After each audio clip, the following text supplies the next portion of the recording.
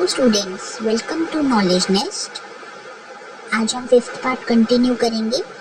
पिछले पार्ट में हमने देखा था कि किस तरीके से एरिस्टोक्रेट यानी कि ऑरिस्टोक्रेसी वाले जो लोग हैं वो क्या करा करते थे कि उनको सारे राइट्स हुआ करते थे और किसी को भी, गरीब लोगों को, मिडिल क्लास फैमिलीज को कोई भी राइट्स नहीं थे। तो आज हम उसके आगे से कंटिन्यू करेंगे कि यहाँ पर क्या बात बताई गई है। बच्चों देखो, जब फैक्ट्रीज और मशीन से सामान बनने का काम जो है वो बढ़ने लगा ना, उसे कहते हैं इंडस्ट्रियल प्रोडक्शन। तो लोगों ने अपना सामान बेचने के लिए नए नए शहर यानी टाउन्स बसाने शुरू कर दिए। जितना ज़्यादा सामान बनता था उतना ही ज़्यादा व्यापार यानी कि बिजनेस होता था। इस वजह से नए लोग जो है वो सामने आ गए, जैसे बिजनेसमैन और फैक्ट्री के मालिक, जिनका काम था मार्केट के लिए सामान बनाना और बेचना। अब सबसे पहले ये मशीन्स और फैक्ट्रीज का ज़माना जो है बच्चों इंग्लैंड में 1700s के आखिरी हिस्से में शुरू किया गया, लेकिन फ्रांस और जर्मनी के कुछ पार्ट्स में ये 18th सेंचुरी के बाद ही आया। अब जब फैक्ट्रीज बनी तो लोगों की दो नए ग्रुप बन गए। सबसे पहला एक वर्किंग क्लास पॉपुलेशन, जो फैक्ट्रीज में जो लोग काम करते थे जैसे मजदूर लोग। दूसरा मिडिल क्लास, जिसमें फैक्ट्री के मालिक आते थे जैसे कि इंडस्ट्रियलिस्ट, व्यापारी जिसे हम बिजनेसमैन बोलते हैं, और पढ़े लिखे लोग जैसे प्रोफेशनल्स, डॉक्टर्स, लॉयर्स और टीचर्स। फिर क्या हुआ कि लेकिन यूरोप के बीच और जो सेंट्रल के हिस्सों में, ईस्टर्न के हिस्सों में ये नए लोग वर्किंग क्लास और मिडिल क्लास बहुत कम थे, और वो भी 1800 के एंड तक ही बड़े बन पाए। लिखे मिडिल क्लास के लोग थे, उन्होंने सोचा कि अगर राजा महाराजाओं के खास राइट्स यानी प्रिविलेज खत्म कर दिए जाएं तो सब लोग एक नेशन यानी राष्ट्र के रूप में एकजुट हो सकते हैं, यानी सबको बराबरी का अधिकार मिले। ऐसा सब सोचने लगे। तो ये सब बच्चों एरिस्टोक्रेसी वाला। नेक्स्ट टॉपिक आता है, what did liberal nationalism stand for. हम लिबरल नेशनलिज्म को समझेंगे।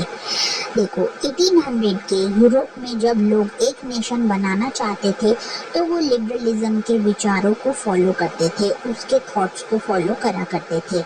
लिबरलिज्म का मतलब था फ्रीडम और बराबरी।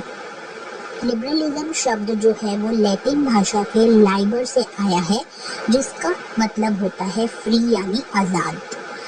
अब जो नए मिडिल क्लास के लोग थे उनके लिए लिबरलिज्म का मतलब था हर आदमी को आज़ादी मिले और सब लोग कानून के सामने बराबर हो, चाहे अमीर हो या गरीब हो। राजनीति यानी पॉलिटिक्स में इसका मतलब था कि लोगों की मर्जी से सरकार बनेगी, राजा अपने मन से कुछ नहीं करेगा। फ्रेंच रेवोल्यूशन के बाद से लिबरलिज्म का मतलब बदल गया। उसका मतलब था सबसे पहला राजा का अकेला राज यानी ऑटोक्रेसी का अंत, बिल्कुल खत्म। दूसरा चर्च के जो खास अधिकार थे, क्लेरिकल प्रिविलेजेस का खात्मा। तीसरा संविधान बनाया जाए यानी कॉन्स्टिट्यूशन बनाया जाए, और चौथा है और पार्लियामेंट के जरिए लोगों की सरकार जो है वो चलाई जाए। तो 1800 के लिबरल्स कहते थे कि अगर किसी आदमी के पास जमीन या दुकान है तो उसका अधिकार कोई छीन नहीं सकता, उसे कहते हैं प्राइवेट प्रॉपर्टी का सुरक्षित होना। अब बच्चों, लेकिन एक बात ध्यान रखनी चाहिए, कानून के सामने बराबरी का मतलब ये नहीं था कि सब वोट दे सकते हो। ऐसी भी एक बात थी, यूनिवर्सल सफरेज जो यहाँ पर लिखा है, राइट टू वोट, उसका मतलब ये है। फ्रांस में जब रेवोल्यूशन हुआ तब सिर्फ वही आदमी वोट दे सकता था जिसके पास जमीन होगी या पैसा होगा। गरीब औरतों को तो छोड़ो, गरीब आदमियों को भी वोट देने का हक नहीं था। छोटा सा ऐसा समय था जब जैकोबिन नाम के ग्रुप से सभी आदमी को वोट के अधिकार दिए गए थे, चाहे वो अमीर हो या गरीब हो। लेकिन बाद में नेपोलियन ने रूल बनाए कि जिसमें सिर्फ कुछ लोगों को ही वोट देने दिया, लिमिटेड सफरेज। औरतों को तो बिल्कुल छोटा समझा गया, जैसे एक छोटी बच्ची हो। उन्हें अपने पापा या अपने हस्बैंड की मर्जी से ही जीना पड़ता था। पूरा 1800 और 1900 के शुरुआत तक औरतें और गरीब आदमी प्रोटेस्ट ही करते रह गए। वो कहते थे हमें भी वोट देने का हक चाहिए। आर्थिक रूप से यानी कि इकोनॉमिक स्फेयर में लिबरलिज्म का मतलब कुछ और था। वो ये था कि सबसे पहला बाजार में आज़ादी से व्यापार हो, मतलब कि मार्केट में बहुत इजीली ट्रेड किया जा सके। दूसरा, गवर्नमेंट बीच में ना आए, सामान और पैसा बिना रुकावट के इधर उधर जा सके। 1800 में नए बिजनेस क्लास के लोग बार बार मांग करते थे कि मार्केट को फ्री करो, रुकावटें हटाओ। जैसे latest take the example of German speaking regions, इन्होंने ये बताया तो मैं आपको ये समझाती हूँ। चलो सोचो तुम एक बिजनेसमैन हो और तुम जर्मनी के हैम्बर्ग और न्यूरमबर्ग जा रहे हो सामान बेचने। तुम्हें बीच में 11 बार बॉर्डर पर टैक्स देना पड़ता। हर जगह अलग अलग वेट और लेंथ सिस्टम है। सोचो एक एली कपड़ा फ्रैंकफर्ट में अलग, न्यूरमबर्ग में अलग। ये सब कंफ्यूजन और रुकावटें नए बिजनेसमैन को बिल्कुल भी पसंद नहीं आई।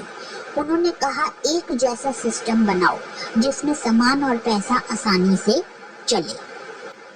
1834 में प्रूशिया ने एक कस्टम यूनियन बनाया जिसका नाम था ज़ोल्वेरेन। बच्चों यहाँ से क्वेश्चन बहुत ज़्यादा आता है। ये ज़ोल्वेरेन पूरा एक क्वेश्चन एक्सप्लेन करना आता है बोर्ड में। ये सीबीएसई का फेवरेट क्वेश्चन है, इसलिए इसे ज़रा बहुत ध्यान से समझिएगा। इसमें जर्मनी के मोस्टली स्टेट्स जो थे वो जुड़ गए थे। ज़ोल्वेरेन ने क्या चीज़ करी? सबसे पहला, हर जगह लगने वाले टैक्स को हटा दिया गया। दूसरा, 30 से ज़्यादा अलग अलग करेंसीज को सिर्फ 2 ही बना दिया गया। फिर रेलवेज बनाई गई जिससे लोग और सामान जो है एक जगह से दूसरी जगह पर जल्दी जल्दी पहुंच सके। अब लोग इकोनॉमी को लेकर जो है वो प्राउड महसूस करने लगे। उनके दिल में अपने नेशन को लेकर यूनिटी और लव आने लगा। ठीक है, तो ये सब जो है इसका इफेक्ट आया ज़ोल्वेरेन का। अब यहाँ पर साइड पर एक बॉक्स में सोर्स बी में क्या बात बताई गई है कि एक इकोनॉमिक्स के टीचर फ्रेडरिच लिस्ट ने कहा था कि ज़ोल्वेरेन का मकसद है जर्मन्स को एक इकोनॉमिक फैमिली बना देना। जब लोग एक साथ व्यापार करेंगे, सामान बनाएंगे, तो एक नेशन बनेगा। ये एक प्रोफेसर थे जो इकोनॉमिक्स पढ़ाते थे यूनिवर्सिटी ऑफ ट्यूबिंगन में। उन्होंने 1834 में ये बात लिखी थी। फ्रेडरिच लिस्ट हमेशा से ये कहते थे कि एक देश का मकसद सिर्फ ये नहीं होता कि दूसरे देशों से पैसा और ताकत लें और खुद अमीर बन जाए, बल्कि मकसद ये होना चाहिए कि अपने लोगों की काम करने की ताकत यानी कि प्रोडक्टिव पावर को बढ़ाया जाए। वो ये कहना चाहते हैं कि अपने देश के लोगों को स्ट्रॉन्ग बनाना ज़्यादा ज़रूरी है, उनकी स्किल्स, फैक्ट्रीज, प्रोडक्शन पावर को बढ़ाना है। जर्मनी की इकोनॉमी को टैरिफ लगाकर बचाना चाहिए, वो ऐसा कह रहे हैं। इंडस्ट्रियलाइजेशन को भी उन्होंने बहुत ज़्यादा बढ़ावा दिया। और वो साथ में ये भी ऐसा बताया करते थे बच्चों की लिस्ट के हिसाब से कोई भी देश तभी तरक्की कर सकता है जब उसकी अपनी इकोनॉमी जो है वो बहुत ज़्यादा स्ट्रॉन्ग हो। तो समरी एक तरीके से फ्रेडरिच लिस्ट की वो व्यूज़ की यही है कि सबसे पहला देश का गोल सिर्फ पैसा कमाना नहीं है, अपने लोगों की प्रोडक्टिव पावर को बढ़ाना है। दूसरा, देश की इकोनॉमी को टैरिफ या फिर टैक्सेस लगाकर फॉरेन सामान से बचाना चाहिए। तीसरा, इंडस्ट्रियलाइजेशन को बढ़ावा देना चाहिए। चौथा है स्ट्रॉन्ग इकोनॉमी से ही देश की तरक्की होगी।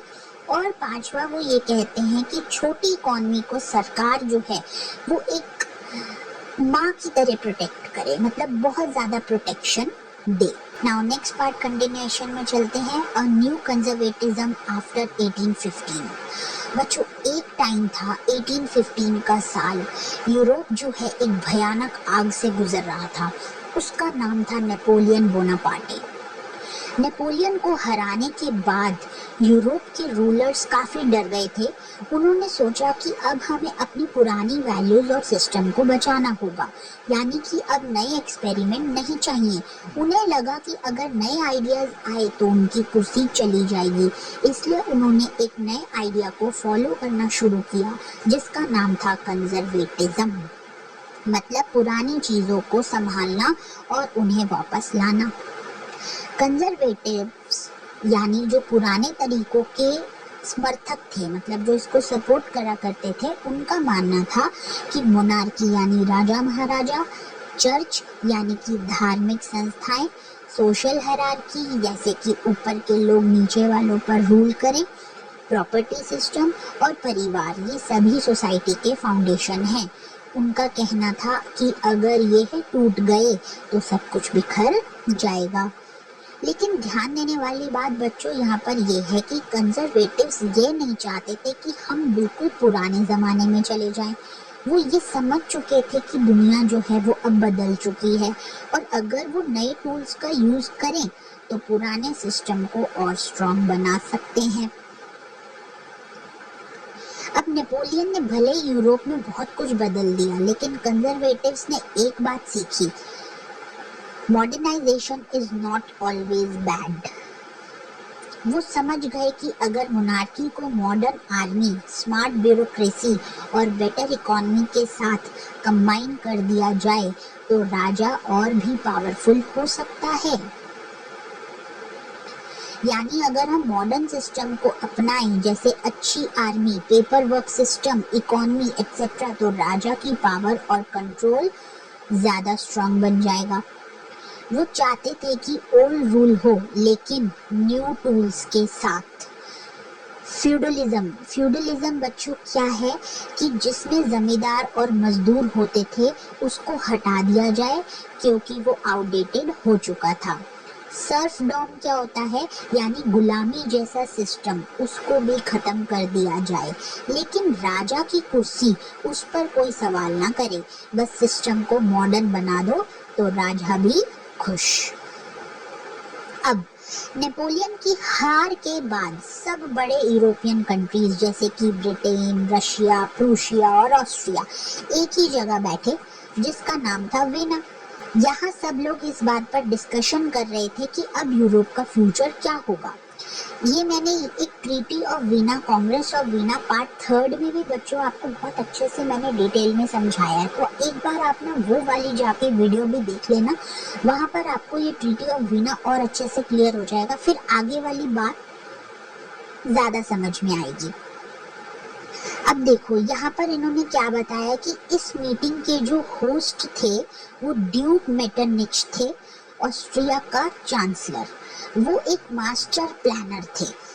ठीक है बच्चों, वो एक मास्टर प्लानर थे। ये समझो जैसे रिवाइंड बटन, जैसे उनका मेन गोल था जो भी नेपोलियन ने बदला था ना उसको रिवर्स करो।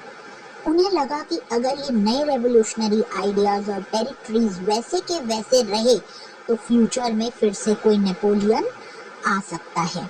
क्या हो गया बच्चों, गेम ऑफ थ्रोन्स मूवमेंट आ गया। मतलब कि फ्रांस में एक बार फिर से बॉर्बन डायनेस्टी को लाया गया। बॉर्बन डायनेस्टी जिसे फ्रेंच रेवोल्यूशन ने हटा दिया था और नेपोलियन ने जो जमीनें जीत ली थी वो सब उसने वापस छीन ली गई। उन्होंने फ्रांस के 4 तरफ छोटी छोटी स्टेट्स बना दी, जैसे एक प्रोटेक्टिव वॉल होती है ना, इस तरीके से बना दी गई ताकि फ्रांस जो है फ्यूचर में फिर से बड़ा होने ना लग जाए। अब नॉर्थ में मैप एक तरीके से पूरा चेंज हो गया।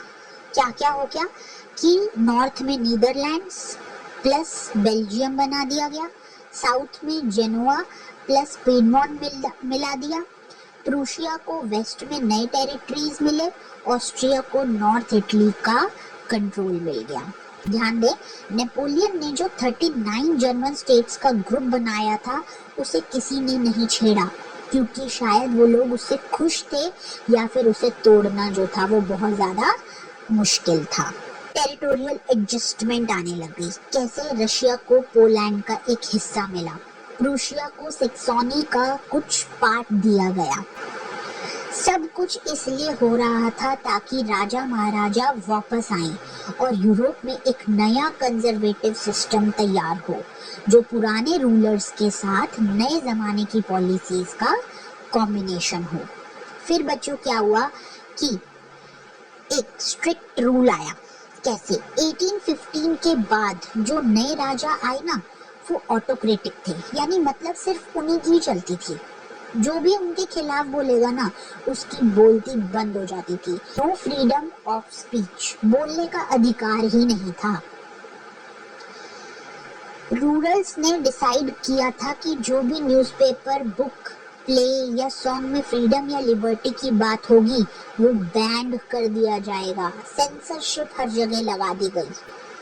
तो उन्हें डर था कि अगर लोग फ्रेंच रेवोल्यूशन की आजादी वाली बातें सुनेंगे तो वो भी बगावत कर देंगे, तो वो भी ऐसा करने की सोचेंगे।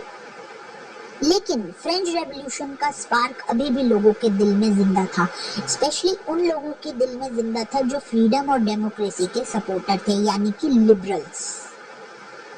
तो लिबरल्स हमेशा से यही चाहते थे कि हमें बोलने का हक चाहिए। वो चाहते थे कि प्रेस को आजादी हो, जहां लोग सच लिख सकें बिना डरे। ठीक है, तो अब देखो ये पिक्चर देखो, यहाँ पर क्या दिया है इस पेंटिंग में, क्लब ऑफ थिंकर्स कैरिकेचर। यहाँ पर क्या बताया गया है कि एक फनी ड्राइंग है जिसमें देखो पता है क्या क्या लिखा हुआ है। आज के सबसे इम्पोर्टेंट सवाल, हमें सोचना कब तक अलाउड है, इस तरीके से लोग पूछ रहे हैं। और एक बोर्ड में लिखा हुआ है कि पहले नंबर पे कि साइलेंस सबसे बड़ा रूल है, दूसरे नंबर पे ताकि कोई बोल ना दे, सबको मुंह बंद करने वाले मुजल दे दिए जाएंगे। तो ये सब ना बच्चों एक ताने हैं, एक टॉन्टिंग है। किन पर?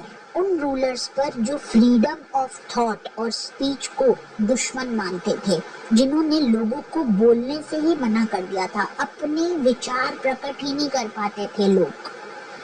तो कंक्लूजन बच्चों ये हुआ कि ये आपकी पूरी कहानी थी अ न्यू कंजर्वेटिज्म आफ्टर 1815 की, जहां यूरोप के राजा अपनी गद्दी बचाने के लिए, अपनी सीट बचाने के लिए पुराने सिस्टम्स को मॉडर्न टूल्स के साथ जोड़ रहे थे और लोग एक बार फिर से आजादी के लिए आवाज उठाने लगे थे।